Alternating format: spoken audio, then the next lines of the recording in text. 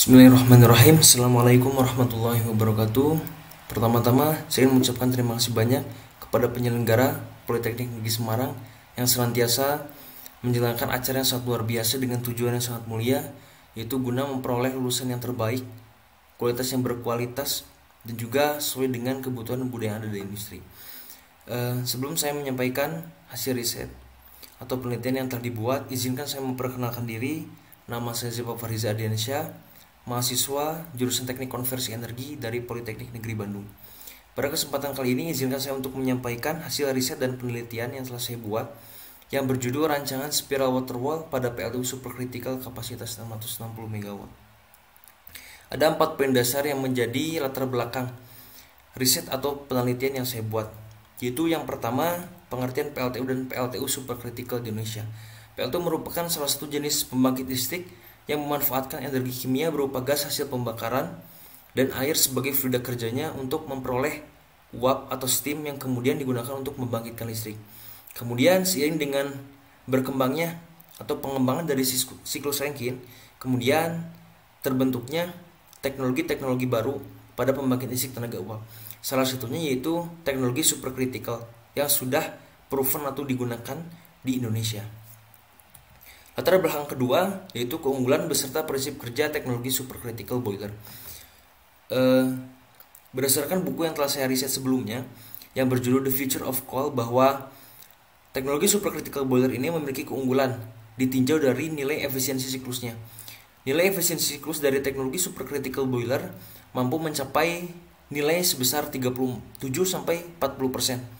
Kemudian prinsip kerja dari teknologi supercritical ini yaitu mampu beroperasi di atas titik kritis, di mana kemudian terjadi perubahan fluida kerja yang sangat drastis yang disebut dengan supercritical fluid. Ini merupakan salah satu contoh siklus Rankine antara subcritical boiler dengan supercritical boiler. Untuk yang sebelah kiri saya, ini merupakan siklus Rankine dari subcritical boiler, dan yang sebelah kanan saya siklus Rankine dari supercritical boiler.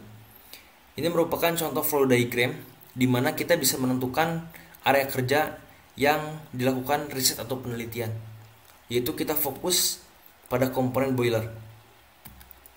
Pada komponen boiler, apabila kita zoom dan kita lihat isinya, terdapat komponen yang dinamakan water wall.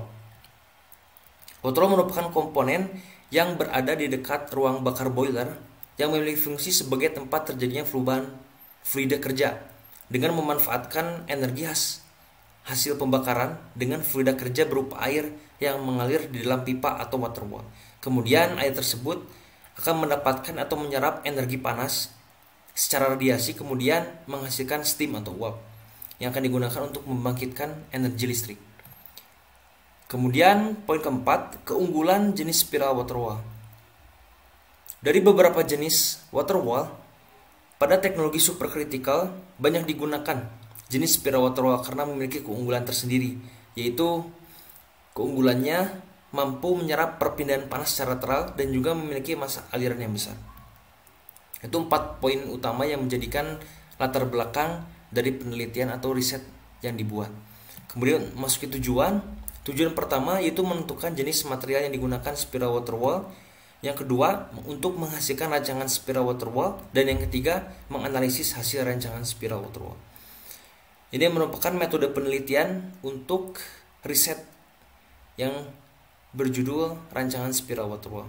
Maka untuk selanjutnya kita akan detailkan mengenai metode penelitiannya, di mana kita memulai dengan menentukan spesifikasi alat. Ini merupakan beberapa data atau parameter dari spesifikasi alat yang kemudian akan digunakan sebagai parameter simulasi menggunakan software basic design.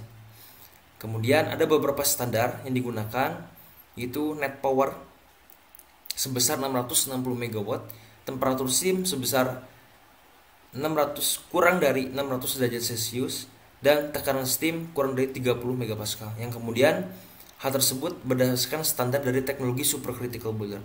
Apabila hasil simulasi telah mencapai atau sesuai dengan standar yang ditetapkan, kemudian data tersebut layak untuk digunakan sebagai parameter perancangan. Apabila hasil simulasi tidak sesuai dengan standar yang ditetapkan, maka proses simulasi harus dilakukan pengulangan. Proses selanjutnya yaitu perhitungan parameter desain water wall. Pada tahap ini, hal yang pertama dilakukan yaitu dengan menentukan jenis material dan ukuran pipa. Menentukan jenis material dan ukuran pipa itu harus menggunakan standar, di mana saya menggunakan standar ASME SA213T12 dengan bahan material pipanya yaitu alloy steel, di mana kita bisa memilih diameter luar dari pipanya. Dan saya memilih dengan range diameter luar kurang dari sama dengan 101,6 mm dan ketebalan lebih dari 4,6 mm. Dan saya mengambil ukuran dan juga jenis material pipa sesuai dengan standar yang telah proven atau terbukti yang sudah ditetapkan di dalam perusahaan. Kemudian akan saya tentukan ukuran dimensi lainnya. Untuk proses perhitungan parameter desain menggunakan pendekatan secara teoritis, yaitu beberapa persamaan yang saya ambil dari buku Steam Its Generation and Use, The Babcocks and Wilcox Company, di mana di sini semua sangat kompleks sekali untuk menghitung parameter desain water wall. Dan dimulai dengan penentuan perhitungan laju color reference water wall, dilanjutkan dengan perhitungan temperatur flue gas, lalu ada perhitungan LMTD, dan hingga menuju perhitungan dimensinya. Yang semua persamaan-persamaan ini saya kutip dan saya ambil dari buku Steam Its Generation dari The Babcocks and Wilcox Company. Apabila kita telah mencapai dan memperoleh parameter perhitungan, kemudian parameter perhitungan tersebut akan digunakan sebagai parameter perancangan menggunakan software computer aided design. Ini merupakan data pertama yang dihasilkan dalam proses perhitungan, yaitu ada kalor yang diserap water wall, kalor yang dihasilkan bahan bakar, hingga mendapatkan luas perpindahan panas yang terjadi di dalam water wall. Kemudian ada data kedua, yaitu dimensi spiral water wall. Yang data ini akan digunakan sebagai data untuk mendesain gambar teknik menggunakan computer aided design, ya, dari mulai derajat kemiringan water wall hingga ketebalan pipa water wall, yang sebelumnya beberapa parameter tersebut sudah ditentukan, yaitu diameter outlet dan ketebalan pipanya. Lalu kita memasuki hasil dan pembahasan. Yang pertama itu analisis thermodynamic fluida kerja pada water wall. Kita bisa lihat dalam software yang digunakan ini, kita bisa melihat di mana area kerja fluida kerja pada water wall. Kita bisa melihat pada garis kuning ini merupakan area kerja dari water wall, di mana dikarenakan teknologi yang digunakan adalah supercritical, maka fluida kerja mampu beroperasi di atas titik kritis. Titik kritis ini berada pada titik terujung dari kubah yang berwarna ungu atau disebut dengan kubah uap. Ketika fluida kerja beroperasi di atas titik kritis, maka dikatakan fluida tersebut itu fluida supercritical fluid. Dan ini menandakan bahwa data dan juga perhitungan telah sesuai bahwa fluida kerja beroperasi di atas titik kritis sesuai dengan standar teknologi supercritical boiler. Dan dapat dinyatakan bahwa terjadi perubahan yang sangat drastis dari mulai fase air menjadi fase uap yang sangat drastis, tidak melewati kubah yang berwarna ungu ini sebagai fase saturated atau campuran.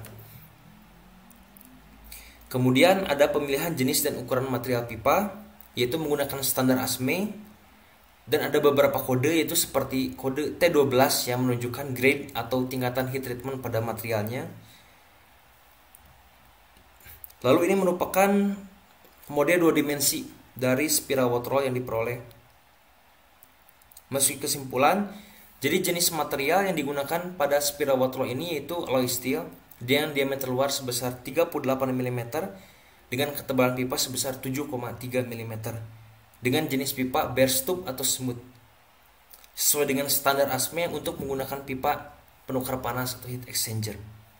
Kesimpulan kedua yaitu memperoleh volume furnace water wall sebesar 21.220,24 meter kubik dengan tinggi furnace water wall 58 meter, lebar furnace water wall sebesar 21,45 dan kemiringan spiral water wall sebesar 18 derajat.